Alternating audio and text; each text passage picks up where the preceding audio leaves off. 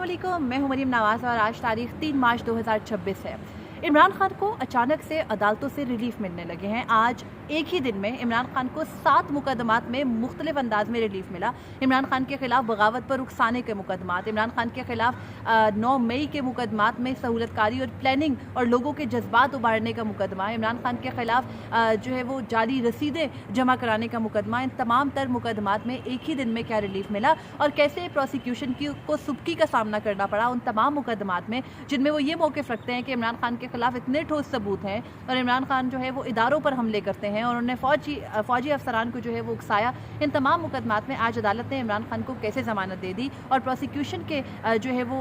जो उनका तर्ज अमल है उसको कैसे तनकीद का निशाना बनाया गया, इस तमाम जो चीज़ें उन पर आपको जो है वो तफसीलात बताऊँगी। साथ ही इमरान खान को अस्पताल मुंतकिल करने से मुतालिक जो दरख्वास्त है उसमें इस्लामाबाद हाई कोर्ट से गैर मामूली पेशरफ्त हुई है, तो उस पेशरफ्त से मुतालिक भी हम बात करेंगे, लेकिन डिस्कशन का रुख हम इस तरफ को रखेंगे कि क्या पसे पर्दा कुछ चल रहा है जिसकी वजह से इमरान खान को अचानक रिलीफ मिलने लग गए हैं। तो आगाज़ करते हैं जहाँ पर मुसलसल जंगें चल रही हैं, पाकिस्तान की अफगानिस्तान के साथ, ईरान की, अमेरिका इसराइल के साथ, पूरा मिडिल ईस्ट और पूरा रीजन आप कह सकते हैं कि जो साउथ एशियन या मिडिल ईस्टर्न रीजन है वो इस वक्त जंग की जद में है। लेकिन ऐसी ही सूरत हाल में जब हम लोकली बात करते हैं, जब हम अपनी डोमेस्टिकली बात करते हैं, तो सवाल हमेशा ये उठता है कि पाकिस्तान अगर सियासी तौर पर जो है वो अपना टेम्परेचर कम नहीं करेगा, सियासी तौर पर इत्तफाक़ राय पैदा नहीं करेगा दहशतगर्दी के ख़िलाफ़ या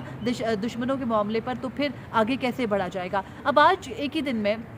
इमरान खान के हवाले से जो है वो 5, 6, 7 पेशरफ जो है वो सामने आई। सबसे पहले तो ये था कि इमरान खान के खिलाफ वो मुकदमा जिसमें उनकी तबीयत नासाजी है और तबीयत नासाजी की वजह से उनको अस्पताल मुंतकिल करने के लिए दरख्वास्त इस्लामाबाद हाई कोर्ट में जमा हुई थी। इस्लामाबाद हाई कोर्ट ने गैर मामूली तौर पर उस दरख्वास्त के जमा होने के 2 ही दिन के अंदर उसको मुकर्रर भी कर दिया। इमरान खान के वकील लतीफ़ खोसा, जो कि एक ही मुकदमा है, इमरान खान का तोशाखाना फौजदारी का मुकदमा, जिसमें सबसे पहले इमरान खान को अरेस्ट किया गया था ज़मान पार्क लाहौर से, और उस मुकदमे के अंदर जो है वो ये सवाल तो यही उठता है और इस्लामाबाद हाई कोर्ट पे वो मुकदमा भी पेंडिंग यही है कि जी इमरान खान को तोशाखाना फौजदारी केस में सज़ा सुनाई जा सकती थी या नहीं सुनाई जा सकती थी। उसमें इमरान खान की ज़मानत हो चुकी थी लेकिन जजमेंट जो है वो सस्पेंड नहीं हुई थी और मामला जो है इस्लामाबाद हाई कोर्ट में आज तक अपील का पेंडिंग है। अब वो अचानक से ना सिर्फ अपील का मामला भी जो है वो मुकर्रर हो गया, बल्कि साथ ही में इमरान खान के वकील लतीफ़ खोसा ने उनकी तबीयत नासाजी की वजह से उनको अस्पताल मुंतकिल करने के हवाले से दरख्वास्त जमा करवाई थी इस्लामाबाद हाई कोर्ट में। उसको आज इस्लामाबाद हाई कोर्ट के 2 रुकनी बेंच ने, जिसमें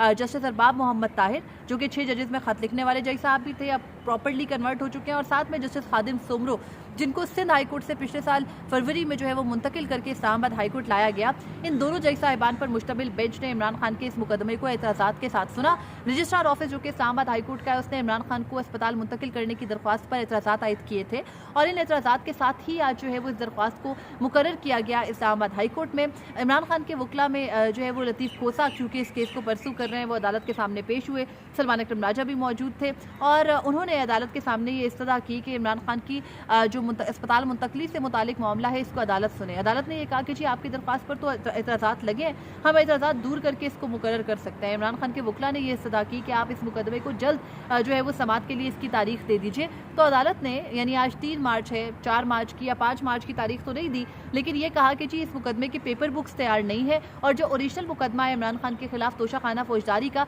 उसको भी जो है वो साथ लगाते हैं। तो फिर अदालत ने इस मुकदमे में 10 मार्च तक की जो है वो तारीख दे दी है। अब बहुत सारे लोग इसको ये कहेंगे कि जी एक शख्स की सेहत का मामला है, उसके ऊपर खेला इस तरह से जा रहा है कि कभी 13 मार्च की तारीख दी जाती है, कभी 11 मार्च की तारीख दी जाती है। यानी जस्टिस डोगर के सामने जो मुकदमा है उसमें उन्होंने 11 मार्च की तारीख दे दी, जस्टिस अरबाब ताहिर के सामने जो मुकदमा है उसमें 10 मार्च की तारीख दे दी। लेकिन डोगर कोर्ट से इमरान खान के मुकदमात की तारीखें आना भी, हम इतनी पस्ती का शिकार हो चुके हैं कि अब वो खबर है और वो इमरान खान के लिए रिलीफ कंसीडर होता है, वो कि वो रिलीफ नहीं है, उनका बुनियादी हक है। लेकिन अब ये देखना है कि अदालतें कर क्या रही हैं। ये जो तोशाखाना का मुकदमा है, इसकी एक टेक्निकल साइड ये है कि सुप्रीम कोर्ट में वो मुकदमा जिसमें इमरान खान का फ्रेंड ऑफ द कोर्ट मुकर्रर करके जो है वो उनकी जेल की लिविंग सिचुएशंस का जायज़ा लिया गया, चीफ जस्टिस याया खान ने जिस मुकदमे को मुकर्रर किया, ये सेम वही मुकदमा है जिसको अब इस्लामाबाद हाई कोर्ट अपील में सुनने जा रही है तकरीबन 2-3 साल के बाद, 2-2.5 साल के बाद, सॉरी। और ये भी जो है वक्त और मोड़ आया क्यों? क्या इमरान खान को सीरियसली अस्पताल मुंतकिल करने के हवाले से हुकूमत संजीदा है, ये निज़ाम संजीदा है, ये भी देखना होगा। उसके अलावा क्या पसे पर्दा कुछ चल रहा है जिसकी वजह से अचानक से इमरान खान के मुकदमात में रिलीफ मिल रहा है? एक और जो चीज़ जिसको मैं रिलीफ कह रही हूँ वो इसलिए कह रही हूँ कि जज अफजल मजोका, जो कि इस निज़ाम के इस्लामाबाद के मातहत अदलिया में बड़े जो है वो एक पावरफुल, जैसे आप कह सकते हैं कि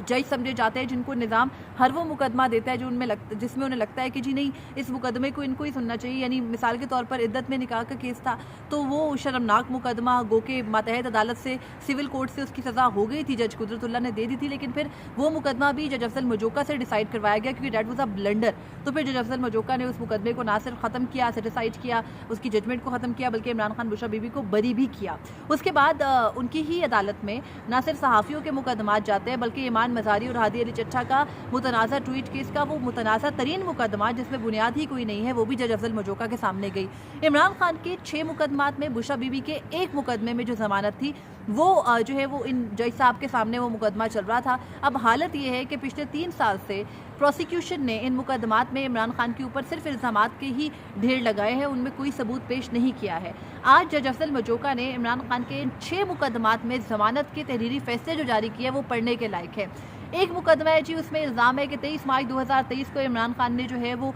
टीवी पे एक उनकी तकरीर चल रही थी, बोल टीवी पे जो है वो एक शख्स ने वो ट्वीट देखी, मंजूर नामी वो कोई अफसर है, उसने आकर के इमरान खान के खिलाफ दरख्वास्त जमा करवा दी कि ये तो फ़ौज के एहलकारों को और फौजी जवानों को अपने ही इदारे के खिलाफ बगावत पर उकसा रहे हैं। जज अफजल मजोका कहते हैं कि बोल न्यूज़ की वो जो क्लिपिंग है ना अदालत में वो पेश की गई, ना उसका कोई फोरेंसिक हुआ, ना उस मामले पर कोई आगे बढ़ा, ना ही ऐसे कोई सबूत दिए गए जिससे ये साबित हो कि इमरान खान जो है उन्होंने इदारे कौन से फ़ौजी एहलकारों को इदारे के खिलाफ बगावत पर उकसाया और क्या कोई बगावत हुई भी।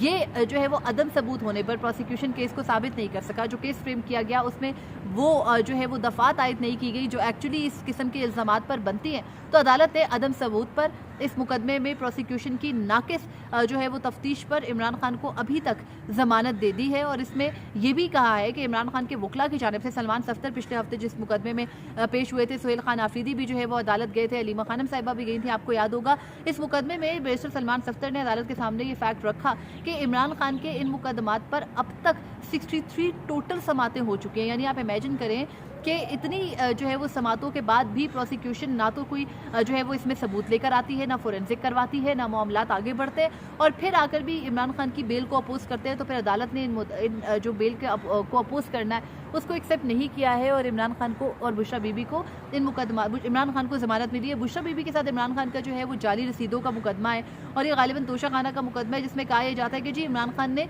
टीवी के ऊपर रसीदें लहराई थी और वो रसीदें जो हैं वो जाली थी। अब वो जाली रसीदें थी तो क्या उनका कोई फोरेंसिक हुआ? क्या प्रोसिक्यूशन ने इस मामले को आगे बढ़ाया? जब प्रोसिक्यूशन से सवाल हुआ तो जवाब नदरत था और जब जवाब नहीं दिया है प्रोसिक्यूशन ने तो इमरान खान को इस मुकदमे में भी बरी किया गया। 9 मई के मुकदमे में जिसमें रियासत और रियासत के जो कासलिस हैं वो बैठकर सोशल मीडिया पर आज भी ये दावा करते हैं कि जी इमरान खान अगर 9 मई पे माफ़ी मांग लें, अगर इमरान खान 9 मई पर एक कदम पीछे हट लें तो इमरान खान जेल से बाहर आ जाएंगे।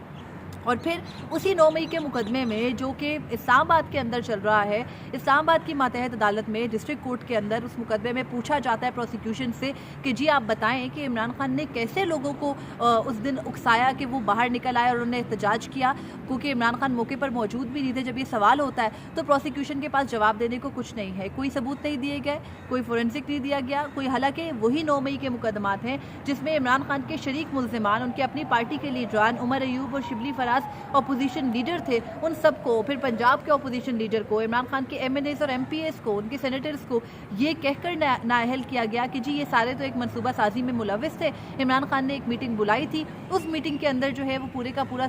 9 मई का मनसूबा बना। 2 पुलिस अफसरान जो है वो मेज़ के नीचे छुपे थे, लेकिन जब यही मामला इस्लामाबाद की मकामी अदालत में आता है, वहाँ पर इमरान खान से मुतालिक सवाल होता है कि जी इमरान खान के खिलाफ क्या सबूत है, तो कोई जवाब मिलता नहीं है जो है वो प्रोसिक्यूशन की जानिब से अदालत को, और फिर अदालत जो है वो जमानत दे देती है इस मामले पे भी। अब इसी तरह से इमरान खान के खिलाफ दीगर चंद मुकदमात भी थे इसी नोयत के कि वो यही इसी नोयत के मुकदमात, यानी 9 मई के थाना कराची कंपनी में, थाना सेक्रेटेरिएट में, और जो है वो इस्लामाबाद के एक और जो है थाना कोसार में इमरान खान के खिलाफ मुकदमात दर्ज थे। प्रोसिक्यूशन उस पर कुछ जो है वो नहीं पेश कर सकी और फिर ये हुआ कि अदालत ने इमरान खान को इन मुकदमात में भी जमानत दे दी और करार ये दिया कि प्रोसिक्यूशन इमरान खान और बुशरा बीबी के खिलाफ कोई सबूत नहीं दे सकी है। अब मैं आज इससे पहले जो हम ये डिस्कस कर रहे थे कि ये रिलीफ कैसे कंसिडर हो सकता है, रिलीफ इस सेंस में कंसिडर हो सकता है कि ये वो रियासत है जिसने पिछले 3 सालों में इमरान खान के मुकदमात में उनको ज़मानत तक नहीं दी। एक मुकदमे में ज़मानत तो दूसरे में पकड़ लिया जाता है। 9 मई का वो मुकदमा है जिसमें इमरान खान से माफ़ी का मुतालबा किया जाता है, जिसकी बुनियाद पर इमरान खान की पूरी पार्टी को पिछले 3 साल से ना सिर्फ सियासी तौर पर, समाजी तौर पर जो उनके चादर चार दीवारी है, उनके जो है वो पामाली के तौर पर हर तरह से जो है वो नुकसान पहुँचाया गया, क्रश किया गया पूरी पार्टी को और करार दिया गया कि जी आप नहीं जो है वो इस तरह से चल सकते हैं जब तक आप 9 मई पे माफ़ी ना मांग लें। लेकिन जब बात इमरान खान की आती है, वो GHQ हमला केस हो, वो लाहौर के मुकदमात हो, वो इस्लामाबाद के मुकदमात हो, इमरान खान पर कुछ साबित नहीं होता, जबकि वो मेन ऑर्केस्ट्रेटर समझे जाते हैं। 9 मई के बारे में जब बात होती है तो कहा जाता है कि जी इमरान खान तो एक्चुअली फ्रेमर थे 9 मई के, तो फिर 9 मई पर कुछ साबित क्यों नहीं कर पाती प्रोसिक्यूशन उनके खिलाफ। और फिर एक ऐसे वक्त पर जब